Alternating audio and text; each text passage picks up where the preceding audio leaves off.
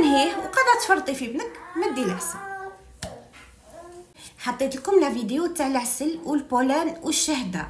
بزاف سقسيتوني قلتوا لي وين عمر اللي نمدو فيه العسل والشهده، بزاف سقسيتوني قلتوا لي وين عمر اللي نمدوهم للرضيع.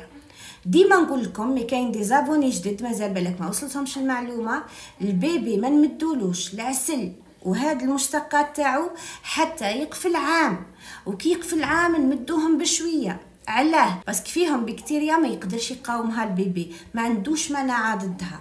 هاد البكتيريا حتتسبب في تسمم في الجسم تاعو، راح يؤدي الى ارتخاء الاعضاء، دونك راح يؤدي ثاني لون باراليزي، شلل، والشلل هذا راح يقيس الجهاز العصبي والمخ، دونك راح يكون لو ديسي.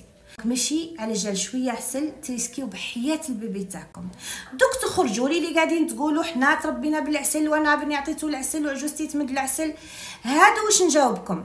غيسك نقولوا ان بيبي في الالف، نقولوا ماذا بيك يكون البيبي تاعك هذا ان بيبي من الالف، ماذا بيك يكون البيبي تاعك.